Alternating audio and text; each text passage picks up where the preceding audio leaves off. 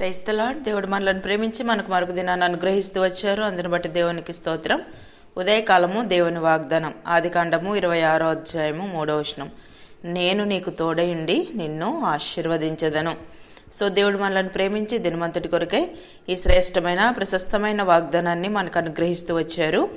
నేను నీకు తోడయుండి నిన్ను ఆశీర్వదించెదను. ఈ మాటలు దేవుడు ఇస్సాకుతో సెలవిచ్చినటువంటి మాటలు అన్నమాట. అక్కడ మనము ఇస్సాకుని గురించి దేవుని యొక్క వాక్యంలో చదివినట్లయితే, ఇస్సాకు గెరారులోనున్న ఫిలిస్తీయుల రాజైన అబీమెలెకు వద్దకు వెళ్ళాను. అంటే అబ్రహాం దినంలో వచ్చిన కరువుగాక మరొక కరువు ఆ దేశంలో వచ్చాను. అప్పుడు ఇస్సాకు గెరారులోనున్న ఫిలిస్తీయుల రాజైన అబీమెలెకు వద్దకు వెళ్ళాడు. సో అక్కడ దేవుడు చెప్తూ వచ్చాడు అనమాట, నువ్వు ఐగుప్తులోనికి వెళ్ళక నేను నీతో చెప్పు దేశమందు నివసించుము, ఈ దేశమందు పరవాసివై ఉండుము, నేను నీకు తోడయుండి నిన్ను ఆశీర్వదించెదను. ఏ విధంగా దేవుడు ఆశీర్వదిస్తానన్నాడంటే 4వ వచనంలో మనం చదివినట్లయితే, దేవుడు ఏదైతే అబ్రహాంతో చెప్తూ వచ్చాడో ఆ మాట ప్రకారము నేను నిన్ను ఆశీర్వదిస్తానని ఇస్సాకు సెలవిచ్చాడు అనమాట. ఏలైనగా అబ్రహాము నా మాట విని నేను విధించిన దాన్ని, నా ఆజ్ఞలను, నా కట్టడలు, నా నియమములను గైకొనునని చెప్పాను. సో తద్వారా అబ్రహాంతో దేవుడు వాగ్దానం చేస్తూ వచ్చాడు, నిబంధన చేస్తూ వచ్చాడు. సో ఆ ప్రకారంగానే నెరవేర్చినట్లుగా మనం దేవుని యొక్క వాక్యంలో చదువుతాం. అక్కడ ఇస్సాకు ఎక్కడ కరువు వచ్చినా అక్కడి నుంచి గెరార్ నుంచి మళ్ళా బేర్షబాకి ఎక్కడికి వెళ్ళినా కూడా ఎంత ఫిలిస్తీయులంతా కూడా ఇస్సాకు మీద అసూయ పడినప్పటికీ మనం అధ్యాయం అంతా చదివినట్లయితే అనేకమైన పరిశోధనల గుండా, నెమ్మది లేని పరిస్థితుల గుండా తను వెళ్ళినట్లుగా మనం దేవుని యొక్క వాక్యంలో చదువుతాం. అయినప్పటికీ ఎక్కడ కూడా ఇస్సాకు కలహించలేదు. అంటే దేవుడు తనకు తోడై ఉంటూ వచ్చాడు. మనం అదే ఆదికాండం 26వ అధ్యాయం 24వ వచనం చదివితే, అక్కడి నుండి అతడు బెర్షెబాకు వెళ్ళాను. ఆ రాత్రియే యెహోవా అతనికి ప్రత్యక్షమై, నేను నీ తండ్రి అయిన అబ్రహాం దేవుడను, నేను నీకు తోడై ఉన్నాను కనుక భయపడకుము, నా దాసుడైన అబ్రహామును బట్టి నిన్ను ఆశీర్వదించి నీ సంతానంను విస్తరింపచేసేదనని చెప్పాను.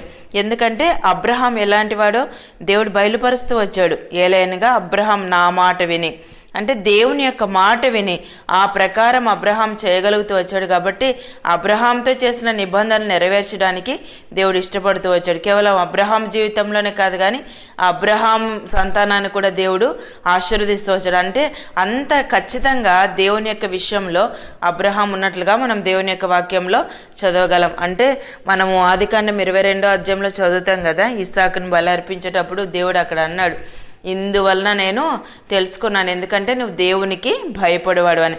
అంటే దేవుడు ఎవరో, దేవుని యొక్క గొప్పతనాన్ని ఎరిగినటువంటి అబ్రహాము సో దేవునికి భయపడే హృదయాన్ని తను కలిగి ఉంటూ వచ్చాడు. కాబట్టి ఆ అబ్రహామును బట్టి దేవుడు ఇస్సాకును ఆశీర్వదిస్తూ వచ్చాడు. అందుకే ఎక్కడ ఏ దేశంలో ఉంటే కరువు వస్తుందో, ఎక్కడ నువ్వు అంటే బాగుంటావో అన్న విషయాలన్నీ కూడా ముందుగానే ఎరిగినటువంటి వాడే దేవుడు ఇస్సాకుతో సెలవిచ్చినట్లుగా మనం దేవుని యొక్క వాక్యంలో చదువుతాం.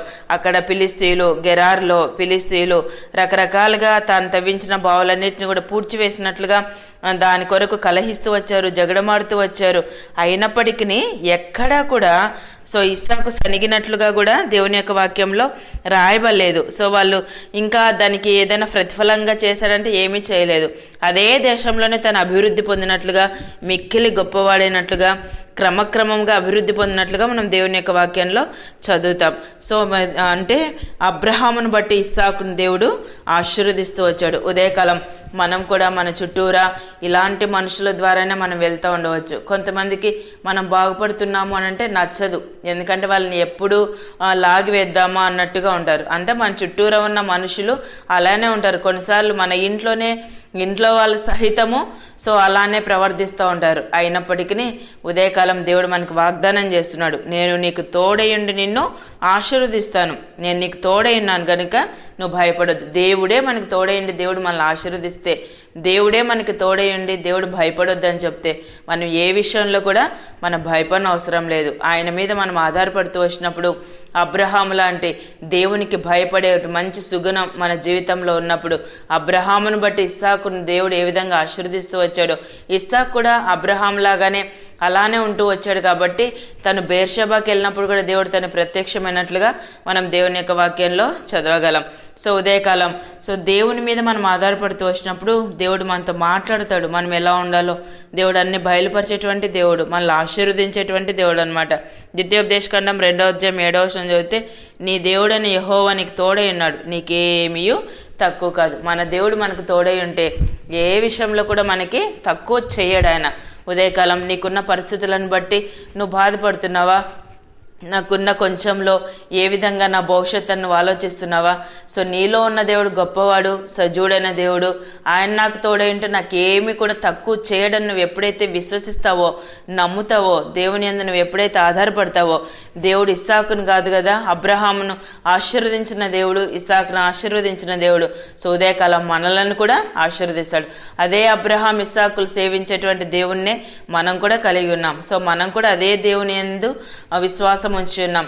సో అబ్రహాము యొక్క గొప్ప ఆశీర్వాదం మన జీవితంలో కూడా దేవుడు అలాంటి ఆశీర్వాదాన్ని, అలాంటి తోడును దేవుడు మనకు అనుగ్రహించి అన్ని విషయాల్లో సహాయం చేసేటువంటి దేవుడు. నీకున్న పేదరికాన్ని బట్టి, నీకున్న నిరుద్యోగ స్థితిని బట్టి, నీకున్న చాలని శాలరీని బట్టి ఉదయకాలం నువ్వు దిగులు పడుతూ బాధపడుతున్నావేమో, ఎప్పుడు నేను ఆశీర్వదించబడతాను, వాళ్ళలాగా నేను ఎప్పుడు ఉంటాను, వీళ్ళలాగా నేను ఎప్పుడు ఉంటానని.